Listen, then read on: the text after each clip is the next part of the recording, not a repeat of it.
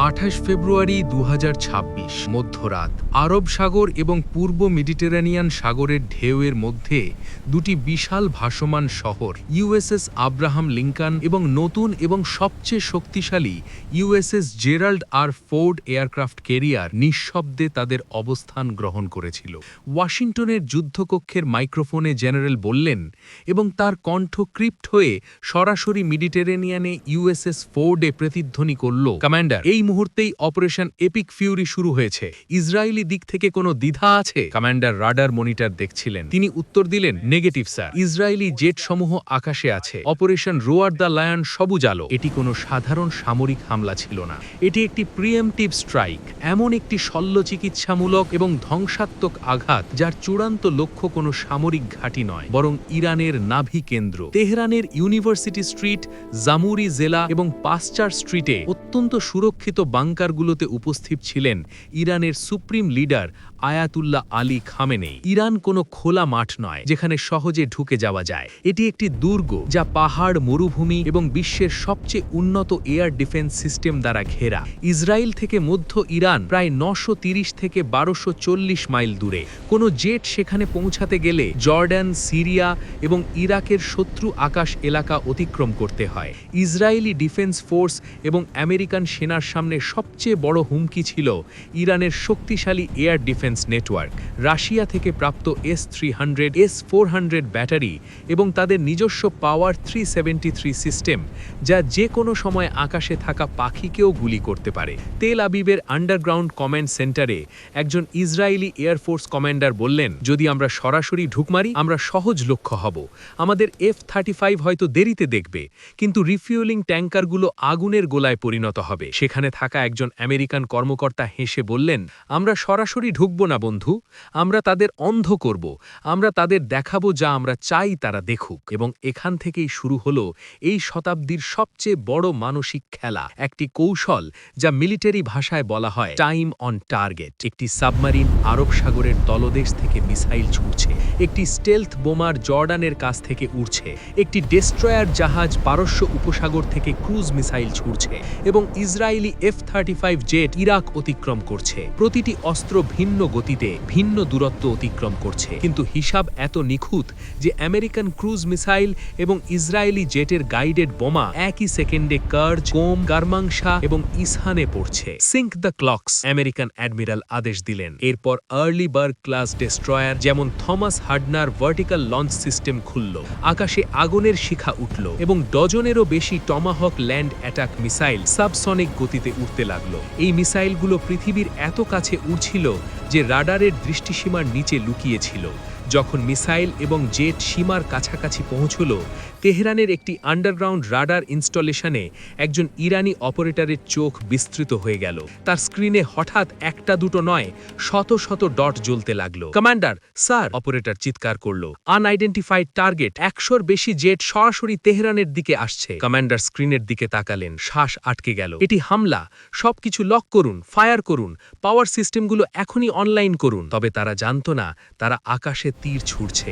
American forces space satellite এবং electronic warfare প্লেনের মাধ্যমে ভুল ডাটা প্রবেশ করিয়েছে। স্ক্রিনে দেখা শত শত জেট আসলে আসল ফাইটার প্লেন নয়, তারা ছোট ডিকয় ড্রোন যা রাডারে বড় F-15 বা F-16 স্কোয়াড্রনের মতো দেখাচ্ছে। যখন ইরানি এয়ার ডিফেন্স তাদের সিস্টেম চালু করে এবং এই ডিকশতে মিসাইল ছোড়ে, তারা নিজেদের অবস্থান প্রকাশ করল। শিকার এখন শিকারী। আকাশ থেকে 5th generation stealth fighter American এবং ইসরায়েলি F-35 এবং F-22 র্যাপ্টার, যা এতদিন অদৃশ্য ছিল, তাদের অ্যান্টি রেডিয়েশন মিসাইল ছুড়ে দিল। এক মুহূর্তের মধ্যেই পুরো ইরানি এয়ার ডিফেন্স নেটওয়ার্ক ধ্বংস হয়ে গেল। এই হামলা 3টি আলাদা ঢেউয়ে পরিকল্পিত ছিল, এত নিখুঁত যে দুনিয়া তাকিয়ে থাকল। প্রথমে ইলাম, খুজেস্তান এবং তেহরানের আশেপাশে মিসাইল স্টেশন এবং রাডার ইনস্টলেশন ধ্বংস করা হলো। টমাহক মিসাইলগুলো S-300 এবং S-400 ব্যাটারিকে উড়িয়ে দিল, যাতে পাইলটদের নিরাপদ পথ তৈরি হয়। এরপর এন্ট্রি হলো বোম্বার ট্রাকসের। ইউএই এবং জর্ডানের বেস থেকে F-15E স্ট্রাইক ইগল আকাশ কেটে ঢুকল। A-15-এর ASR রাডার পাহাড়ের মধ্যে লুকিয়ে থাকা মোবাইল মিসাইল কনভয় শনাক্ত করল এবং সঠিক বোমা ঝরে পড়ল। কিরমান শাহের লঞ্চ সাইট সক্রিয় হওয়ার আগেই ধোঁয়ায় মিলিয়ে গেছে। ফক্স 3 টার্গেট ধ্বংস। এক আমেরিকান পাইলট রেডিওতে বলল তাদের জেট ট্যাঙ্কার প্লেনের কাছে ফিরে যাচ্ছে, হাজার হাজার পাউন্ড জেট ফুয়েল নিয়ে আবার হামলার জন্য বের হচ্ছে। এখন সময় এসেছে সবচেয়ে ভয়ঙ্কর অস্ত্রের। আমেরিকান এয়ারফোর্সের silver bullets B-2 stealth bomber. লক্ষ্য ছিল ডিপ আন্ডারগ্রাউন্ড নিউক্লিয়ার ফেসিলিটি এবং হাই ভ্যালু মিলিটারি ইন্ডাস্ট্রিজ। এই ফ্যাক্টরি ছিল ইরানের নিউক্লিয়ার এবং ড্রোন প্রোগ্রামের মূল কেন্দ্র। কার্জের ইন্ডাস্ট্রিয়াল এবং এয়ারোস্পেস হাব ধ্বংস। B-2 বোম্বার ভারী বোমা ফেলল এমন বাংকারগুলোতে যেগুলো পৃথিবীর সবচেয়ে নিরাপদ এলাকা হিসেবে বিবেচিত। এরই মধ্যে আরব সাগর থেকে প্রতি 30 সেকেন্ডে একটি নতুন জেট লঞ্চ হচ্ছে। E-2 হক আকাশে ঘুরে এই শত শত জেটের ট্রাফিক নিয়ন্ত্রণ করছে। আকাশ ধোঁয়ায় ভর্তি। তেহরান এবং ইসহানের রাস্তায় শুধুই সাইরেনের শব্দ।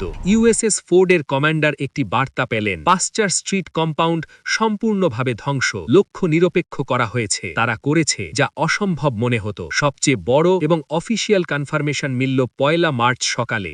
ইরানি সরকারি টিভির সাধারণ সম্প্রচার হঠাৎ বন্ধ হয়ে গেল।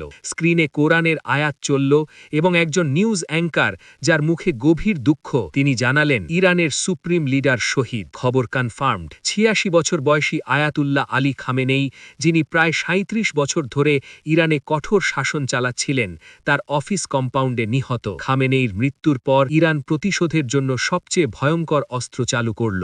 ইরানের কাছে অস্ত্রের কোনো অভাব নেই।